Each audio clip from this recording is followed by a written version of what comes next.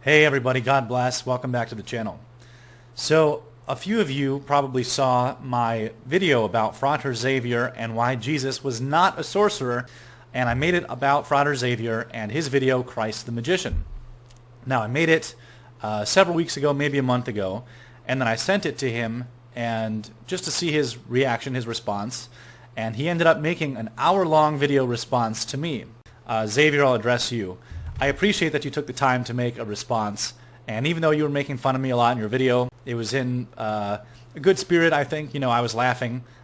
Your clips of EA co-editing were especially funny, and I'm not insulted by your video at all. I didn't take it offensively or anything like that. I also appreciate that you asked your followers not to come onto my channel and start insulting me and downvoting videos and stuff. They did anyway, but I appreciate that you asked them not to. So you gave an hour-long video response to me, chopping up my video and then putting your own responses in. Now, at the end of your video, you said, it's not going to become a back-and-forth debate between me and this guy, Michael. But it actually is. No, not doing it. Not doing it.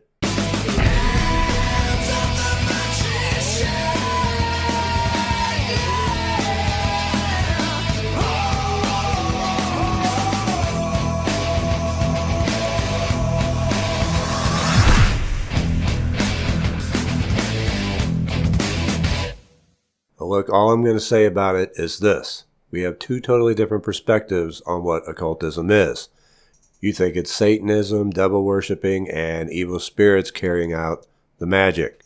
And from my experience and firsthand knowledge, that's simply not the case. Now, while it's true you can call upon spiritual forces, both good and evil, considered to be both angelic and demonic, which is entirely up to the practitioner, mind you, the vast majority of occult magic is to purposefully and successfully place an instruction into your own subconscious mind. The subconscious will then carry out the instruction and manifest your desire into reality. That's it. That's all we're doing. It's life hacking. Now, just because you Christians aren't purposefully putting instructions into your own subconscious mind doesn't mean that instructions aren't getting in there. You are either manifesting your own reality or others are manifesting it for you. You are doing occult magic, whether you know it or not. See, the word occult only means hidden.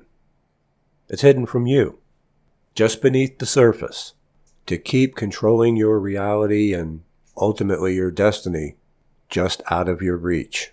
The subconscious cannot tell the difference between reality and what's imagined. It does not have the ability to reject what is being put into it. It simply has to get past the filter of the conscious mind and be in a language that it understands, which is symbolism. This is what all of the occult rituals are for. We're placing an instruction into the subconscious mind in a language that it understands. That's it. That's all. And I'm telling you this because I don't believe that you've watched any of my other videos, especially the early ones where I've already explained all of this. And so we're not going to have a back and forth where you say that occultism is all devil worship and evil spirits, when that's not the type of magic that we're doing here on this channel. If we can't talk about the subconscious mind, which is our link to God and the divine, then there's nothing to talk about. I don't want to have to cover the same ground we've already covered. So I didn't even watch the rest of the video. It is an hour long, of which I only watched about the first 10 minutes or so. I will say, though, that even though the conversation seemed to be circling the same drain, you did seem even more cordial, more professional in this one, at least for the first 10 minutes. So I applaud you for that and even respect you for it. Maybe I'll get around to watching the rest of it once I get a big enough break around here, which are difficult to come by these days. But moving on. I was recently contacted by Asbjorn Torval, and I hope I'm pronouncing that correctly, thanking me for helping him to achieve his success and to offer me a free copy of one of his books, which I appreciate and would like to thank him for that. I'm excited and look forward to reading through it. Again, once I get some free time, but I assure you that I will be reading through it. And I'll leave a link to anyone who may be interested in also reading through it right up here. Now, I remember when he first started out, and he's come a long way in a short amount of time. So whatever he's doing is working. So don't let the fact that he's young put you off from his work. Chances are you've already come across him. He's done many numerous interviews with other occultists, predominantly on Coetting's channel, which for an up-and-coming occultist is a pretty big deal. Now, he didn't take too kindly of the parody joke that I made on Coetting in the debate video, but that was simply a joke of opportunity. It was supposed to be humorous, and I thought that that would have been obvious to anyone familiar with Coetting's work. Michael had brought up occultists who believe that they're gods, and then I had Liam Neeson from The Grey calling upon God, and Coetting shows up because, become a living God. It's less funny when I have to explain it, but it was meant in the spirit of fun. I just want to be known that I have nothing against Coetting. At all. He's free to do whatever he wants, and I'll defend his right to do it, even though I'm not left-hand path. In fact, Coetting should be the occultist that Michael is trying to debate upon the Bible and everything, considering that he admittedly calls upon dark forces. So he's the one you should be debating, Michael from Christian MGTOW. See, the whole point of what I'm teaching here is that you don't have to do any of that to get results. You don't have to call upon the dark forces and make pacts with devils to get what you want. But I also know that some people are just attracted to that type of thing. Just like some people are attracted to goth music or black metal or Justin Bieber, God forbid. But I'm here trying to demystify the occult to show that Michael from Christian MGTOW's view of the occult isn't the only way. You don't have to do elaborate satanic rituals. All you need to do is get an instruction into your subconscious mind. Because I will make the argument that you'll get just as good, if not better, results. Hi, Frater Xavier, day 6 of egg ritual. $836 into me. Thank you. This Thursday is a day of Jupiter, but is a new moon. Can I still invoke Jupiter for a money spell with good effect on a new moon? Thank you. And I replied, yes, it's preferable closer to the full moon, but you still can. Congrats on the money success. Thank you. So far, I've manifested $25,000 in various forms, a new car, and a lovely rental property 10 minutes from where I work. I've bought all of your systems and practice regularly. Repetition and good notes are key. Thank you again. You're welcome. And may you continue to have good fortune in all of your operations and endeavors. So see, I don't take issue with Coetting or any left-hand pathers. What they do is their business. And I will defend their right to do it. It's just that from my perspective, a lot of what they do is unnecessary and a lot more work than need be. Some of what I've seen has been pretty elaborate. Now, am I saying that the left-hand path and his magic doesn't work? Absolutely not. His magic does work. He would not be in the position that he's in if it didn't. I mean, have you ever seen pictures of him when he first started out? And he's not the greatest speaker. I mean, not that I am or anything either, because I'm not. But the point is the man has come a long way. And in my learned opinion, yes, his magic works. It's just that from my perspective, it's more trouble than it's worth, and it's even more likely to backfire on you. Especially if you've had a Christian upbringing and then try to go left-hand path. Because that upbringing would have programmed your subconscious with that ideology. I hope you're paying attention, Michael from Christian MGTOW. It's one of the reasons I got into ceremonial magic, the magic of Solomon, and not left-hand path. Because in the early days, anytime I tried to do quote-unquote dark magic, it would backfire on me. Big time. It would create a conflict in my subconscious programming, having been raised by two extremely strict Christian parents. And so in order for me to do magic, I had to find a system that did not go against and even complemented my Christian upbringing. I hope you're paying attention, Michael from Christian MGTOW. The subconscious matters. And when it comes to the occult, it matters most of all. Now, just because I've had those issues, does that mean anyone who's had a Christian upbringing will have problems when they try to do magic? No. It's just that the odds are elevated. If you weren't raised and subconsciously programmed by a conflicting ideology, such as Christianity, chances are that you will have no problems going left-hand path. The odds are much lower. But regardless of which type of magical system you use, and even the target of your magical endeavors, there's always a chance that your magic will backfire on you, even in the type of magic that we're doing on this channel. Now, it's very rare, because we're not doing any dark magic on this channel, but it can still happen. And one case came across my inbox recently, which is the basis and purpose of this video. So let's take a look at it. I recently purchased your 4-program series and have used candle magic as well as water magic. Some strange things have happened since I feel they are related to the spells. Number 1. First, I did a water spell writing on a glass bottle. Following your instructions, I said and wrote things on the glass of a sexual nature to attract a mate, and then drank the water after 24 hours. The following morning, someone spray painted a penis with a line across the door of my car, when supposedly that doesn't ever happen in the neighborhood I live in. I was able to get off the spray paint, and since then nothing like that has happened, and I haven't seen anyone else's car vandalized like that in my area. I have attached the photo below. 2. I did a purity spell very casually on a white candle, asking to purify the energies in my body and thoughts in my mind. The candle is still burning as I write this. This morning I left my apartment to go to work and came back later this evening to find my bathroom sink filled with a thick black sludge with some splattered on the counter. I cleaned it up, but I have no idea how something like that could happen. It's like whatever was in the pipes just came right up. My question to you are, what do these things mean? Are these things negative responses to my magic? Do things like that happen to you or your customers? Not typically, no. As I said, this is a very rare occurrence.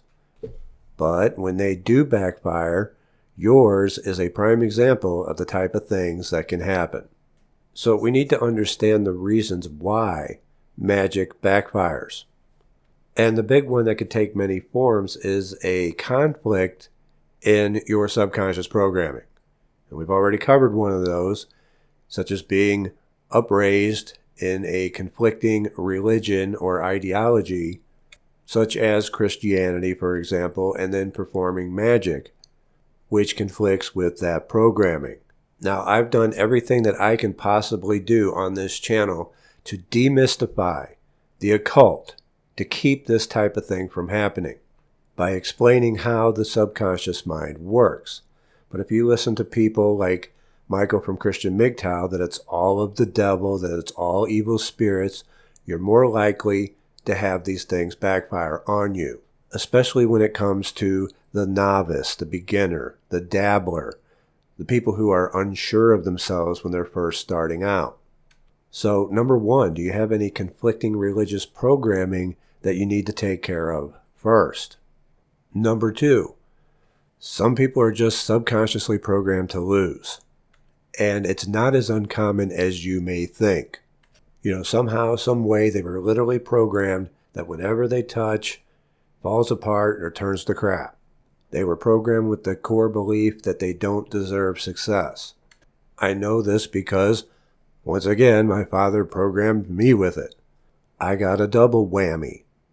When I was growing up, he would say things over and over like, you're useless, you're worthless, you'll never amount to anything. No, I was never given any encouragement. And so from early on, I was set upon the path of the loser. I have witnessed what would otherwise be a for sure thing literally fall apart in front of my eyes. Now, if you're in this situation, it's a very real problem, and one I intend to address in an upcoming program. But for now, if you're in that situation, the only thing that you could really do is hypnosis.